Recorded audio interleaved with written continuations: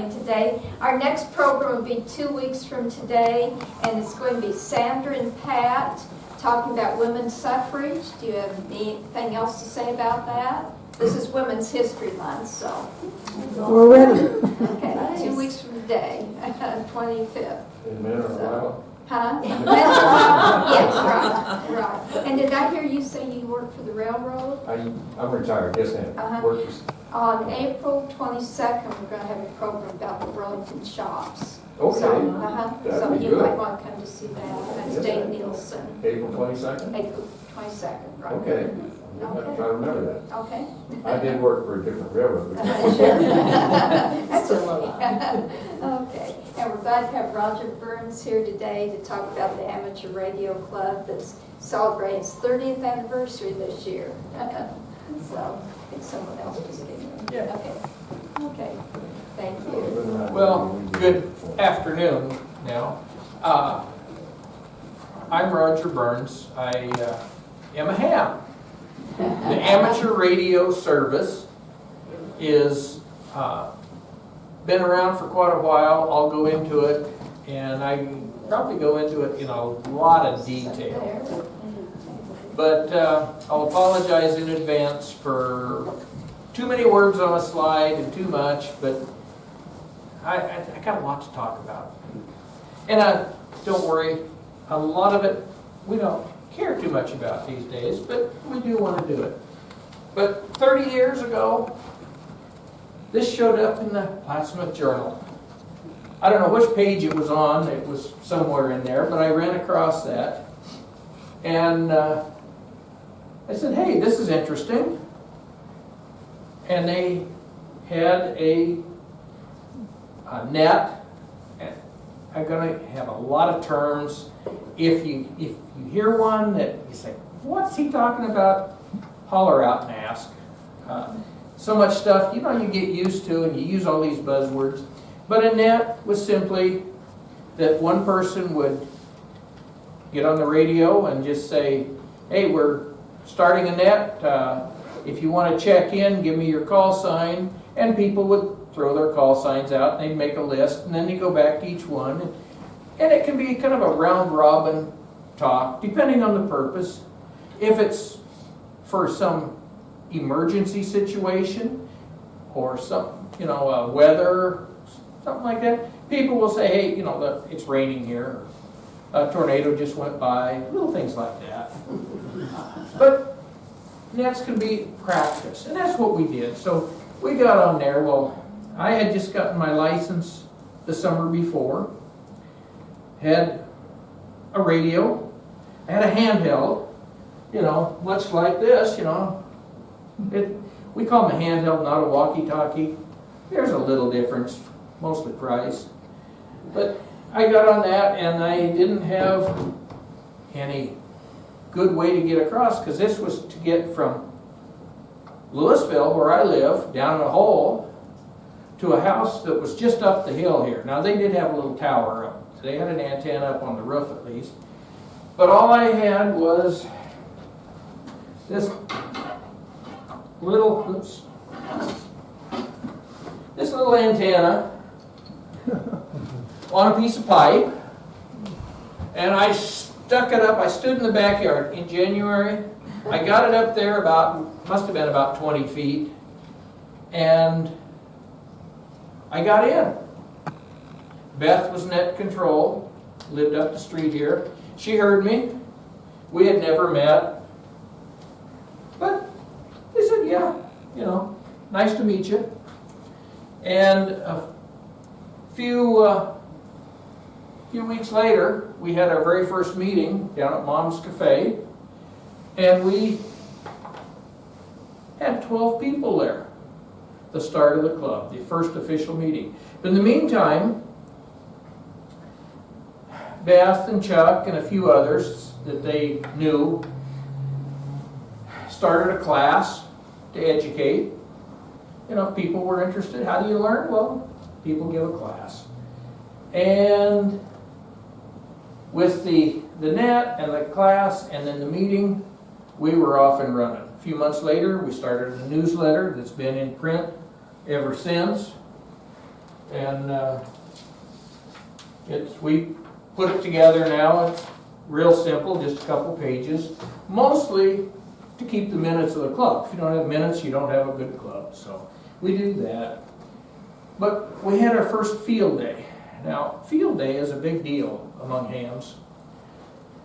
Every June, fourth weekend of June, hams all across the country, some 30,000 of them I think they estimate, go out somewhere or other. Some guys operate from home, some go to a park, some go out in the boonies, you know, wherever. But the idea is it's practice for the unthinkable. Actually, it's a big party. Don't let anybody kid you. It's food and some radio. But we did have it starting in '95 at the Rock Bluff School site. Not in the school, it was outside. And we did that for 5 years and then moved, we've been doing it since at Murray at Young Memorial Park. But that first year, we did have a site. We were there. I don't remember if I attended that one or had a conflict. But after a couple of years, I've been there for a lot of years. But we have been active in field day 30 years continuous. Even in COVID year, we had a very small one. Just a few of us got together. But we did have field day. And there's some various people. And when I mentioned we moved to Murray, one of the reasons is probably down there in the lower right-hand picture. Murray has bathrooms. And this is 24 hours from midday on Saturday to midday on Sunday. So if you're out there, that is an important consideration. But they also, this happened to be in '99, these pictures. I was able to find them. And they work satellite. That's Kevin and Terry there. And that antenna, it's a pair of antennas on little beams. Think a TV antenna, but they're longer and more elements to it because it's very narrow frequencies and other technical reasons. But it's good for reaching it. And that will pivot on a rotator up and down and left and right. Kind of cool. But he had it set up. He was playing with that. Now, a little bit as an aside. How does an 11-year-old boy get interested in radio? And you can guess who the 11-year-old boy was. Well, I was 11, and I was in the 6th grade, I remember, at Nahaka. And in science, we must have had a lesson about electricity, because one of the kids in my class had one of these. And man, that is so cool. This 11-year-old kid wanted one. Bad. Really bad. I mean, you see that, I mean, it's got all kinds of things. You can build a battery. A little zinc case and a carbon rod and some gunk that goes in there. Or that little thing up at the top is a little flashlight bulb and a spotlight. Oh, this is cool. And you can set it up with push buttons and build your own little buzzer, you know, wind the electromagnet. And now there's a compass up there in the upper right. So, and some iron filings. You can do all this kind of cool stuff, but I wanted that bad. And I don't know how obnoxious an 11-year-old can be begging for something, but I'm sure I was. Well, come Christmas morning, I got it. That was so cool. Yeah, Dad was kind of into that kind of stuff, so you know, he wasn't a pushover by any means, but he had a soft spot. But you know what else he did? I got that. And that was a radio kit, also made by Gilbert, same people that made erector sets and all this. But that made a radio. And I hate to say it, but you know, that was cooler. And I still got it. And, you know, they had these different circuits you could build, and all the parts were on these little plastic bases, and they would fit right on there. You could put them right on top of the picture that they had, you know, a little template. But it came with a transistor. This is 1961. That was a pretty good deal even by 1961. You know, the first transistor radios came out a few years ahead of that, but man, this was so neat. But you know, I can still remember, this was so cool, and I was playing with it, but I can remember saying to myself, I begged for that other kit. I better play with it too. So I was. Dad came over and he was watching, said, "That's nice, isn't it?" "Oh yeah, yeah." Said, that radio kit's pretty nice too, isn't it?" "Oh yeah." And he said, "Sometimes Dad, no." "Yes, Dad?" "Yeah, it did." But that was really cool. And of course, being 1961, it's got a picture of a boy on it. That other kit, I was showing Margot, I got the little instruction sheet that came with it, and it's got this little message from A.C. Gilbert himself, and it starts off, "Hello, boys." It was 1961. You know, it's amazing what's changed. But that was really cool. I could put that together, make a crystal set or a one transistor amplifier, run the wire, hook it over, wrap it around the telephone a couple times. That seemed to work pretty good as an antenna. I could listen to, well, KFAB. Can you still get those today? In various forms. You know, these sets are out, but there's others out there that are kits. There's, some people like snap circuits make them where they actually snap together different ways, and you can have some various kits. But when it comes to, you know, like a crystal radio, there's some kits out there, but you can put them together, find the parts. As a matter of fact, one of the things I got too, and I didn't realize it at the time, I was poking around as I was putting this presentation together, and I said, I wonder if, you know, I know I got some books on the shelf downstairs, so I went down, I got this, and maybe there's some pictures or something in here. I opened it up, and it says, Christmas, 1961, Roger from Grandma Straub. So, it was a radio Christmas, I guess. But that was good. And this is one of the pictures I scanned out of the book. And I remember putting it together. I don't remember if it worked or not. I'm sure it didn't work very well. But that was a foxhole radio. And you can pick up, it's AM radio only, and it better be fairly strong. But instead of a crystal, they used a razor blade, a standard old blue razor blade from that era, and a piece of lead pencil, graphite, and that made a junction like a crystal would have been. That's the detector, the thing that gets the radio waves and pulls them into just electricity that goes into the earphone. The coil gets the frequency somewhere close. But I understand in World War I, they used razor blades and lead pencils to make foxhole radios. I read one time when they said they balanced this piece of lead pencil on 2 razor blades and got it to work. Well, this one was a little simpler. But somewhere around, I'm sure I still got that coil of wire in a box somewhere. And like I say, I don't know if it worked or not. But this one did. And I could listen to the radio. So, it was pretty cool. A few years later, I said Dad was a little bit of a softie with some things. 1968, that's the year I did graduate from high school. They came out, Radio Shack had this shortwave receiver. And I'm sure 120 bucks was a fair amount of money in 1961. But Dad bought that for me. Probably was my Christmas. I don't remember. Got it too. It's in the attic. Might even still work.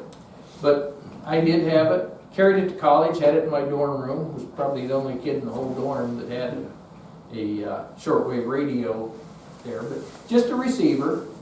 I didn't get my license for a few years there, but you know, life tended to intrude. But I did have a lot of fun. Let me back up. Little history. I mean, we are a historical society. Let's take some history. Early pioneers of radio. 1832, Michael Faraday. You may have heard of him. He's famous for a number of different things in science. But one of them was he figured out what they call the electromagnetic field. The fact that there was electricity and magnetism were related. Now we take it for granted, you know, you take a wire and you put it in a coil and run electricity through it and there's a magnet there. Well, they didn't know it then, 1832. You know, that's not very long between there and when the telegraph was out there. Just a few years later, they were doing the telegraph. Well, if Faraday hadn't done it, they wouldn't have had the telegraph, and later the telephone. The 19th century was a century of a lot of change. Maxwell over there, James Clerk Maxwell, a Scottish guy,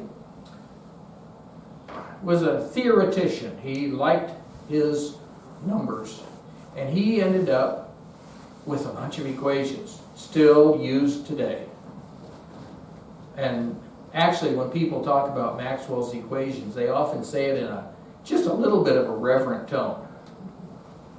In my case, it's because I don't really understand them, but he came up with this theoretical idea. A few years later, that was 1865, by 1887, Heinrich Hertz in Germany was trying to prove whether those equations were right or not. And he played with them and he did some experimentation. And essentially that diagram down on the lower right there, which you can hardly see, I apologize, is basically you know what a Model T buzzer coil is? You put a few volts in, you know, from the battery and out comes a spark. Well, that's essentially what that is just a big transformer to step it up to really high voltage and get some sparks. And I've got an old buzzer coil, and I've thought, you know, I wonder if I could duplicate this. And I didn't have time before we got this, but I got to thinking, I wonder just how that is. And he managed to get that loop of wire over there on the right side across the room, get a spark. So he could generate what we know now as a radio wave and get a result across the room. He was thrilled. He published papers.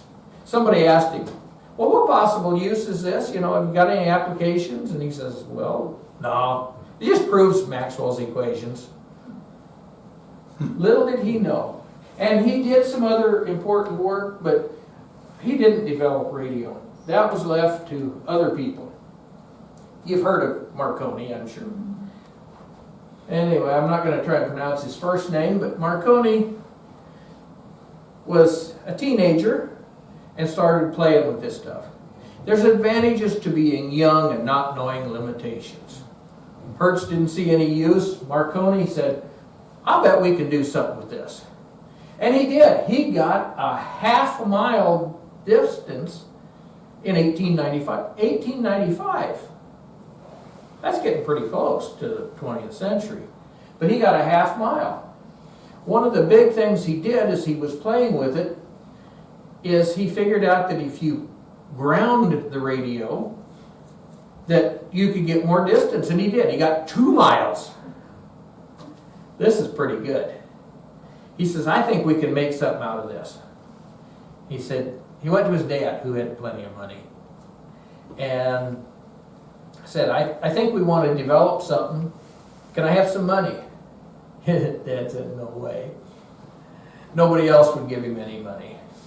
But a friend of his that was in the government service of some kind said, you know, I think you had better luck if you go to England. They must have had plenty of money, and they had a soft spot for things like that. So he did go to England, and he was able to demonstrate first 3 miles, 10 miles, and eventually, with the help of the French government, made it across the English Channel, some 32 miles. That's cool. And this was written up in a lot of different places, but you know, here we are, turn of the 20th century, and they've gotten across the English Channel. Well, then of course the next thing they want to do is, can we make it across the Atlantic? We want to talk to those Americans. And consider, if you're in the shipping business, how important that would have been. A few years later, it became real important. So he decided we were going to do this, and the big thing they did was, you know, more power. You know, add more power. They happen to be using very long waves, more on that later, and they don't go very well. But they did try it. He was sitting in somewhere in the east coast there of Canada, you know, trying to listen, and said, oh, I heard that, you know, they were sending Morse code signals, you know, like 3 dots. I heard it, I heard it.